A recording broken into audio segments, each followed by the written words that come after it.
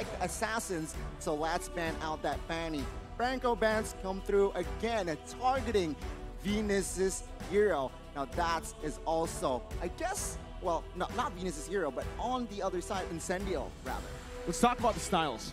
Stylistically, for both these teams, they're the complete and polar opposites. Yeah. For Incendio Supremacy, there's a high prioritization on getting those pick-off heroes, those assassins, to dictate the early game by going for these objective takes and going for early skirmishes. Meanwhile, we know how Blacklist International likes to play. That Ube strat, where they wait for their power spikes, mainly Oheb, to really start snowballing in the game. In this game, I do want to see if Incendio can play around that, because they know that Blacklist, they want to group up together. So either find a way to counter when someone's grouping up, or just catch, because catching heroes just like Kufra has got a huge buff where when you're in the boost, now you can't hear them engaging. So I want to see if Incendio, which area are they going? Either countering the group up kind of strategy, or you just want to pick them off. And I know for a fact that Apex likes the Kufra. He likes the initiating hero, so that hero in particular might come through in today's match, in this game. So let's see here.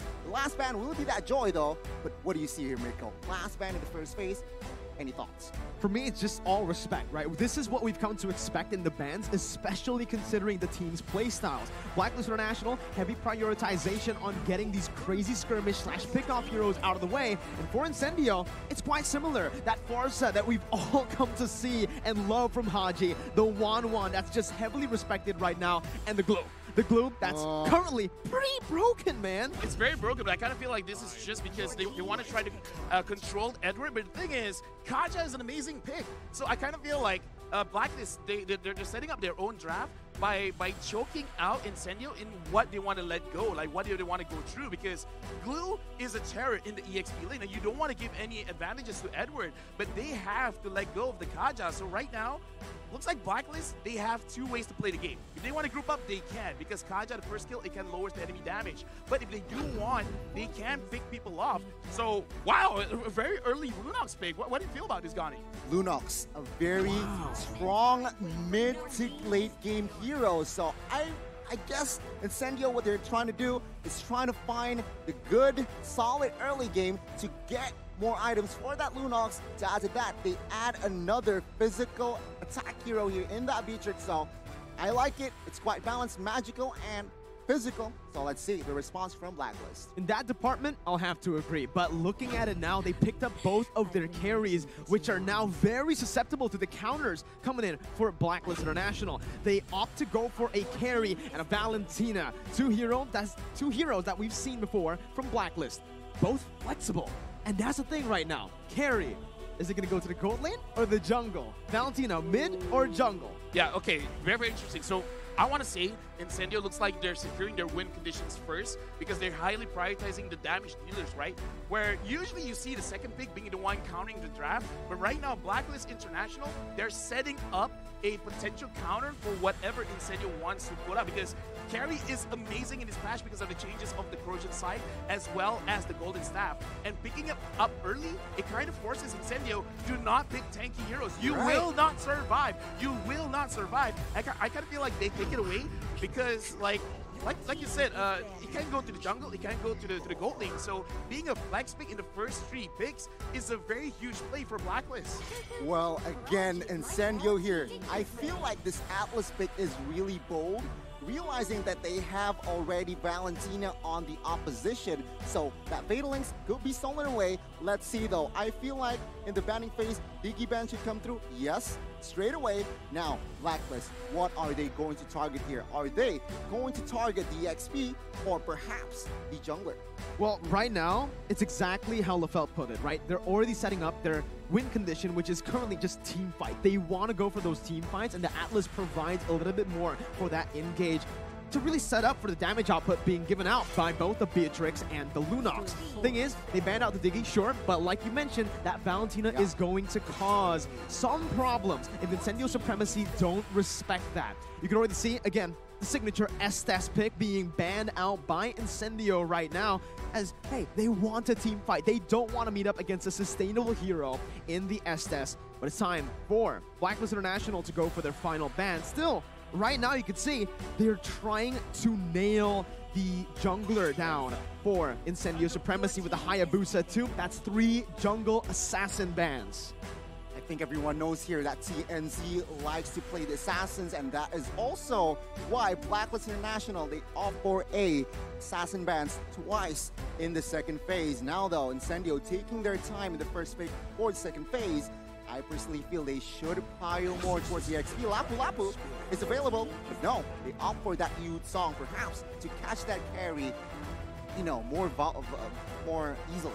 A Yuzong that is definitely a matchup that is somewhat nightmaric for Blacklist International. This was the Yuzong, well, not the exact same Yuzong, but the pick that really gave them a whole lot of trouble.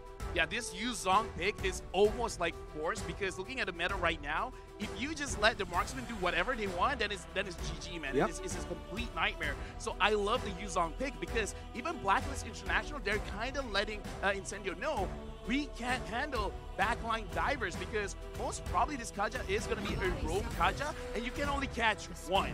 So if you can force out the ult very, very early, then everyone else can go in, and they're picking up the Benedetto right now for Edwin, and they're picking up the Kadita. And here's the thing, I heard that the Kadita is actually one of the top picks just because of the way that she can actually put pressure on the map, really making it so that whatever your win condition is, you want to play early, you want to play mid games, like, no. Going up against Kadita, forget about it. You're not going to be able to execute. I mean, to add to that, right, Rafael, Miracle, take a look at the composition. Crowd control, they have the Divine Judgment, they have Kadita, massive, huge crowd control. Plus, add to that, they have Valentina that can take the Fatal Links away. So, crowd control, it looks like Blacklist, they want to team fight here, especially after level 4. All they are going to look for is team fight. Whoa, but Incendio responds. What? A Guinevere that's most probably going to the jungle. Wait. We're swinging the stops, and yes, it is TNZ in the jungle, and Wise is bringing out that Valentina in the jungle. Here's the thing, right? Here's the thing, because there are changes in the items as well, where right now basic attacks is looking very, very strong, right? So giving Guinevere that kind of buff, like, it's not a direct buff. It's like a I don't know what to call it, right? But you're buffing one thing and then you just subsequently buffing the other chain. thing. So this is going to be interesting. I haven't heard about this Guinevere pick. In the jungle, right? We saw it. Wise was actually playing it back then in Season 10 of MPLPH. He got inspired. And right now, Incendio Supremacy with their dive composition up against Blacklist International's comp, which has a bit of everything. They have pick, they can team fight, they can front and back, and they can also dive. So right now, I just want to ask you, Lafel, before we get into the Land of Dawn, who do you like better from the drafts? In terms of the drafts, I got to go for Blacklist because it's a very safe draft, right? Because it's easy to execute, and yeah. 5 seconds till the end. Well, ladies and gentlemen, it's time to dive into the Land of Dawn for game number 1, the opening of the M4 World Championships with Blacklist International on the blue side and Incendio Supremacy on the red side. I mean, in hindsight, I thought Blacklist was the only team that wants a team fight, but now I get a better closer look. Incendio, they have the Atlas, they have the Youth Song, they have the Beatrix. I mean, they are also looking for a team fight. Oh, they have information that Wise has used the Retribution. Will they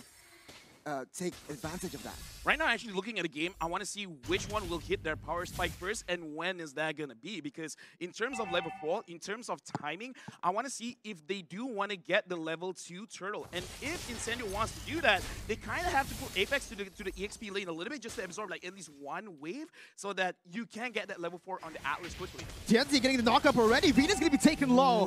Flickering out right now as Incendio had complete control of that mid lane. It is going to be the Lethal Wanderer. Picked up by Wise, picks up the Fatal Links as well. Wise looking for it, jumps in by 2 members, bring it back for the combo to come in to pick up first blood around Blacklist International strike first. Oh my god, Incendio, they're caught. Yeah, a good initiation from, of course, the Valentina Wise there. And yeah, they have to pay the price now. TNZ, taking down once. What do you think, LaFell? Rotations, they're going to be late. Okay, in terms of rotations, Incendio, what they looked like they were trying to do is they were trying to control mid and trying to transition that into the jungle. But Wise was right because at level 4, he basically has a different kind of dimension that you can't play the Valentina. And that's kind of a mistake because you already saw the Valentina first, then you chose to pick up the Atlas. But I like that Blacklist, they were playing like reactionaries, like, oh, you want to play in this area? Let's go, bro. I can do that too. Remember, the carry. He wants to farm as much as possible in the early game. But take a look at this. The space that Blacklist has created, it will be a free turtle in the first 2 minutes. They wasted no time, and that's the turtle slain by Secret Lab. You can already see it here. Blacklist International getting that early control. This is what we've been talking about. When they get to group up and when Oheb is able to clear his lane faster, they go and they group up in towards the mid lane. We're now Wise. He's going to try to take Rosa's ultimate here. Again, it's super flexible for Blacklist International, and they can control the tempo. There's no real need to look for any skirmishes, but they are going to be looking for something in the XP lane. Alien instantly with the Black Dragon form, canceling out the Divine Judgment and getting out. Yeah, right now, looking at how Blacklist is playing, I like that you brought up the tempo because this is what they are doing because they caught Incendio in their mistake of the rotation in mid. So right now, they're trying to force it out on the side lanes, trying to make it so that they're wasting their ult. And right now, looking at this kind of situation, they're just making it so that Incendio, they can't fight. Yeah, the way I see it, Incendio, they need to be careful. They cannot be driven by the tempo that Blacklist has established here. They need to find their own pace. They need to find their own tempo because Blacklist, take a look already. They are leading in rotations and as well as space. Perhaps a gang top side might occur here. Let's see. We'll see. TMZ, though, jumps in. Perfect movement there from Haji to get out. And in that XP lane, like you mentioned, Alien's going to be caught. Wise picks up a kill, and that's 2 on the board for the Filipino champions. Blacklist International now controlling that XP lane. And even the golden lane with a gank here. Sunshine going to be picked off, and Incendio Supremacy currently are getting outclassed with Venus, getting brought back to the team. That's finally a trade back towards Incendio. I mean, take a look at the spells here. 2 Petrifies with a lot of CC. Blacklist, they're ready to party, but take a look at TNZ. TNZ, right now, caught in the midst of it all. Right now, is Edwards able to actually dish out so much damage. Wise picks up the orange buff. Alien jumps in with the damage as well, but Wise comes out, gets out with a Black Dragon form. Edward is not really going to be at risk of dying here unless that damage comes in. Edward looks for the Petrify, will fall to the hands of Rosa, and it gives that turtle control back to Incendio. Incendio. 2 things I do want to say because we brought it up where Blacklist, they've already won that small skirmish in mid and they transitioned to both the EXP as well as the goalie. So right now they're playing textbook, but they made a mistake where they tried to overcommit going into the jungle of Incendio, and they got to be careful. And speaking of careful, Sunshine has sat down. Sit down, boy. Again, the pickoff coming in. Chancy's gonna be caught. Oh my goodness! It's a perfect combination of skills to punish Incendio. Tienzi's still able to back off. Alien jumps in. A very good counter engage, but it's gonna be turned back around again. Edward running from the hills. Rosa picking up the kill back again to trade it and to finally get that even trade. Wise still trying to dish out some more damage, but Apex 47 is gonna be caught, forced to flicker out, and Blacklist International still maintaining that lead in the 5th minute. Incendio, they managed to get a slight compensation there, taking down a member in Edward, but Incendio, they cannot do much. Now, emblem-wise here, anything significant, LaFell? The only significant thing is that TNZ is actually focusing on the cooldown reduction for the emblem. So it looks like the main idea was actually to kind of like snowball with this Greenfield pick, but because they lost that initial skirmish, it kind of puts them a little bit in the back foot. And speaking of which, right now, I do want to talk about the goalie because with Blacklist 2.5k ahead, Oheb, he's just putting a like he's shutting this game down because at the point Incendio, it looks like they can come back. I think this carry is just going to pop off and it's going to be game over. Yeah, I mean, you're right. Take a look at the items here. Talking about carry, DHS has built, Corrosion Scythe is next. So expect a lot of movement speed, but take a look at the maneuvers in the mid side. A good offense, but a better defense, it seems like. Taking a look at the items as well. What do you see? No, honestly, for me, it's very interesting that Alien, he's not really prioritizing on spell them just yet. He wants the Hunter Strike so that even if he dies, it's totally fine as long as he can get a kill. And I feel like this is a good idea. If you're behind, try to get kills, try to slow down the game. That's great. And speaking of which, oh, my Venus got caught.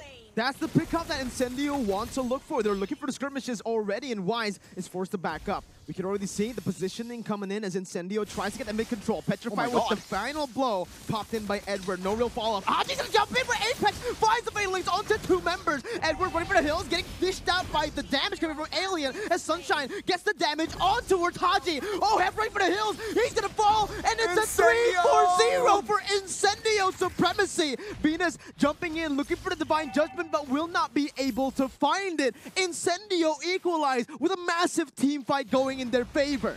Amazing, amazing execution. Now, the turtle fight here. Oh My Venus still opening up the map, but it seems like the turtle will be comfortably taken by TNZ. No casualties earlier, but man, Incendio, what a response. Wow. Yeah, I just gotta say, right? Because we see the shift in tempo. Yeah. Once we see they completed one item, one of their core items, they're like, yeah, let's fight it out. And I kind of feel like this is showing the growth of Incendio. It's like, we're not gonna force fights. We're gonna fight when we have the items, and TNZ goes in.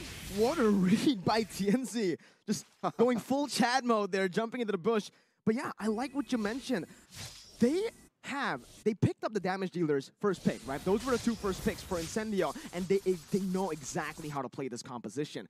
Rosa, Sunshine, they were just waiting to get those item power spikes. Despite Sunshine being caught off early, he's still able to actually get those items right on time for that crazy skirmish. Take a look at Rosa, 304 stats. So as a Lunox, that's what you want, right? Number 8. Perhaps on his way to 3rd item. And of course, Blacklist, they felt this Oh My Venus could not face check as much as he wants now.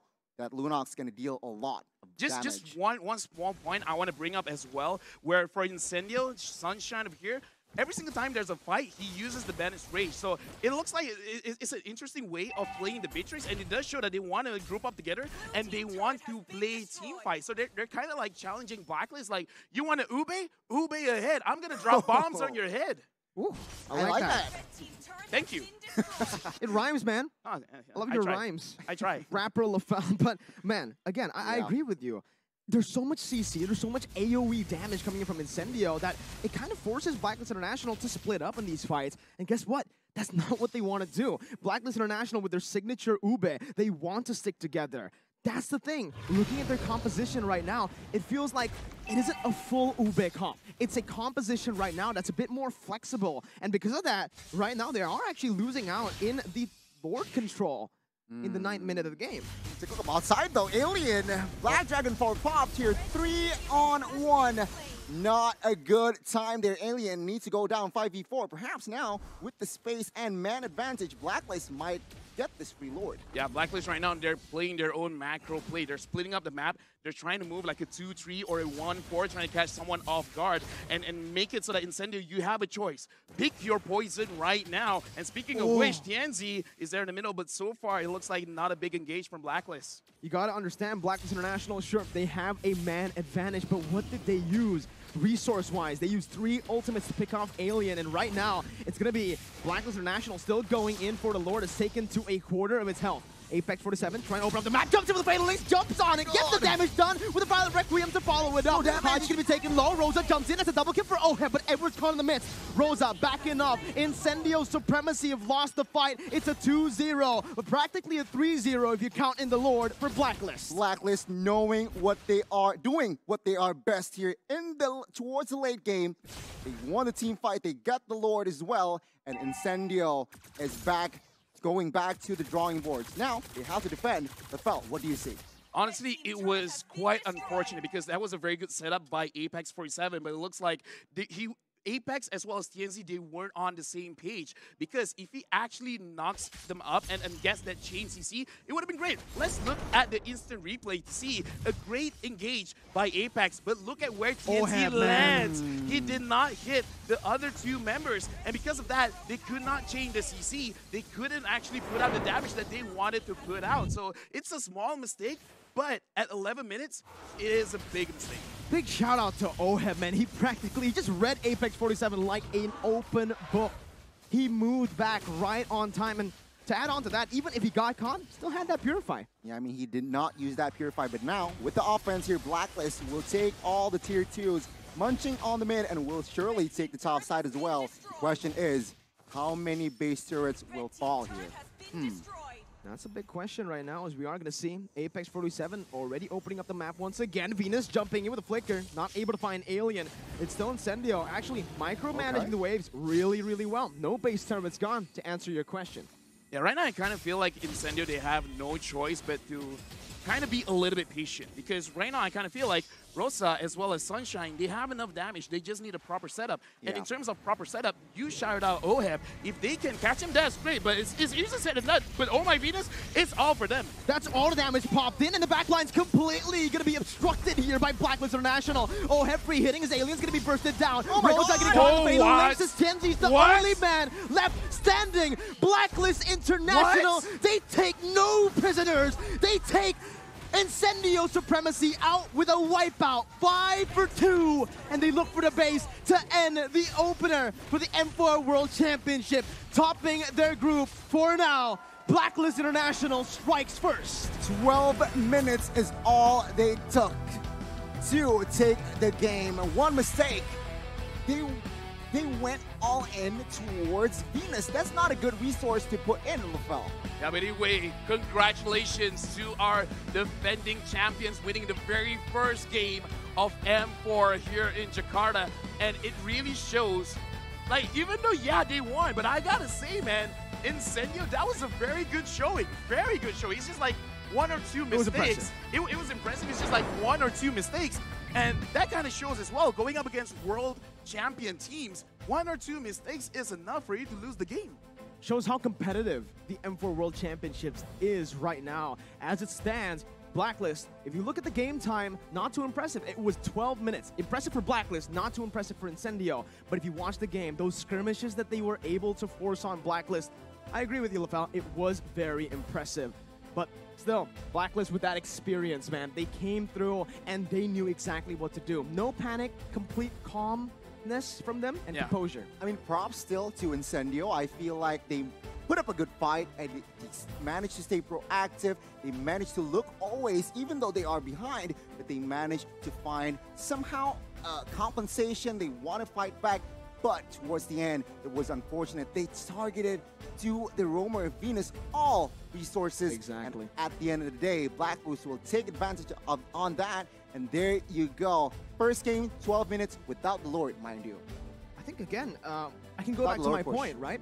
Experience was the key there. Yeah. When Incendio was caught in a position where they were kind of desperate, they had to go for a team fight, and when they used those resources, they didn't want to go, they didn't want to let it go to waste. They instantly jumped onto Venus, knowing full well that it was not the right target. Venus was definitely not the right target. Using all those spells there, and even having that backline placed in the way that they did, was super susceptible towards the backline divers from Blacklist International.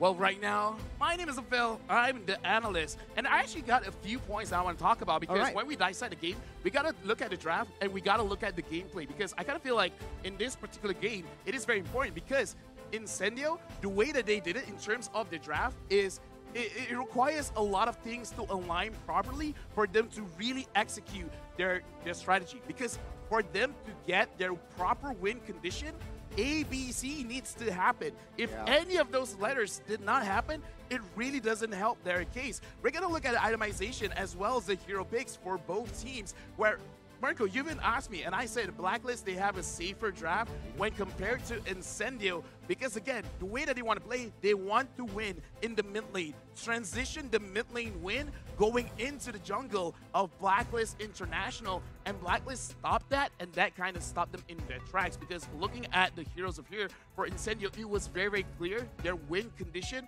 was Rosa as well as Sunshine, the main damage dealers for the team. And Blacklist International, they got a lot of options, right? Because Carita, Benedetta, as well as Carrie, and honestly, the Valentina as well, offers so much to the game, to the team, that makes it so that Incendio, if you want to go in, you have a lot of problems to really deal with it. Because Wise playing the Valentina, even if he doesn't get the Atlas ult, just the Terrify effect is enough to kind of stop any kind of engagements. And that is a very, very big thing that they have to consider whenever they want to go in. So that's in terms of the draft. Incendio, it's kind of complicated. It's good.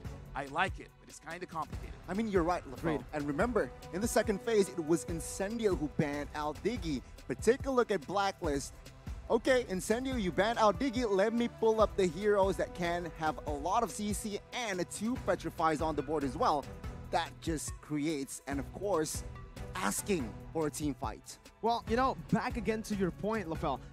I agree. I feel like for Incendio Supremacy, I feel like it's just one-dimensional, right? Their composition. They were looking to team fight. If they don't get that team fight, Blacklist International, with their composition, they're going to be able to actually flex much better. They are able to adapt to every single situation. If they lose on the skirmishes, they can always just go for the picks, which they did up against Alien. Yuzong, the big problem for them back then, no longer a problem here. Yeah, let's look at the stats, because in terms of damage dealt and damage taken, it's not by much in terms of the difference, but the big difference is damage to the turrets, and I feel like this is one of the bigger factors, because Incendio, the fights that they won are the fights where Blacklist International, they're mispositioning themselves, but when they're mispositioning themselves, they're nowhere near objectives, and Incendio, they could not use that advantage to secure any map pressure in terms of taking away turrets from Blacklist. I mean, Blacklist, they managed to secure the waves first and then rotate, and then perhaps the pickoffs occurred. But then again, well played Incendio, and again, congratulations towards Blacklist. But let's take a look at the MVP.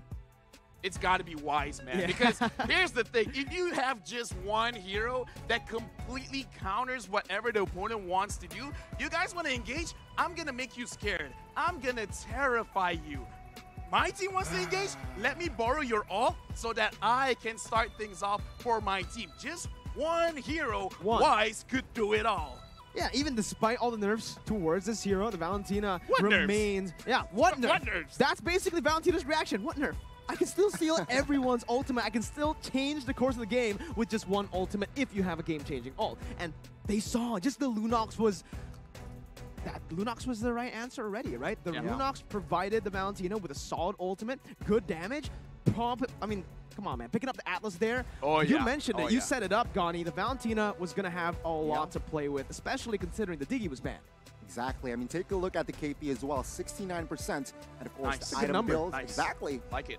Divine Glaive, Glowing Wand. Man, it's just all magic power and penetration. Let's take a look at the highlights, shall we? Yeah, looking at the highlights, again, I want to bring up... I'm going to bring up where Incendio, they have a clear idea what they're supposed to do. This is where Blacklist completely understands, all right, you guys want to fight mid, you guys want to control the jungle, we're going to go in. And Blacklist, they know if they can stop Incendio from getting any side and objectives, it's going to be great. So they want the XP, they want the gold. They're just slowly setting up a checkmate for themselves. And Incendio, the kills that they get, they can't really capitalize on it. So you said it, like experience. Which I kind of feel like Incendio, they got the mechanics. If they have a few more games under their belt here in M4, they could seriously be a huge threat for any of the other teams. Because again, they were fighting against the defending world champions. And they, like, it's not like a stomp, you know? Like, it's an amazing game. It was back and forth, right? The only reason it went to 12 minutes was because both teams were just going for the fight. And again, LaFell, this was the moment that basically sealed their fate. Yeah, Edward, man, he was the MVP in this particular fight because, oh my Venus, he was like getting caught is not that big of a problem because when your team is ready, I can die. I will take one for the team, just take their base. Yeah. An amazing performance in general here from side of Blacklist. They are defending champions, of course. A good opening match we got, but we still got more for you guys in store. In case you missed it, Blacklist 1, 2, Incendio 1-0, ladies and gentlemen. That's the thing right now, LaFell. Best of one. We mentioned it. It's going to be very volatile from the draft. We're going to see a lot of cheese picks. We're going to see a lot of teams fall and a lot of upsets happen because that's the best of one. That's why it's so hyped to see.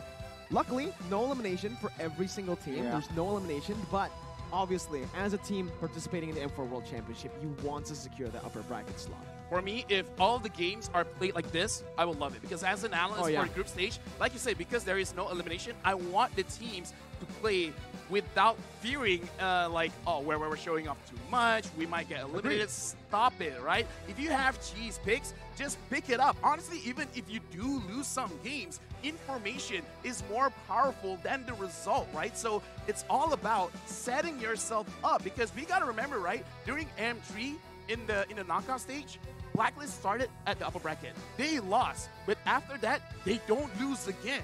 So I really feel like for World Championships, during the group stages, even if you do lose, it's fine. As long as you get the proper setup to build your path on the way to the Grand Finals, that is worth it. That is completely worth it. In the group stage, they don't lose. The only L's they take are learns. They learn. Wow. There you go. Wow. Miracle, I got you. I see you. Miracle, I see you as well.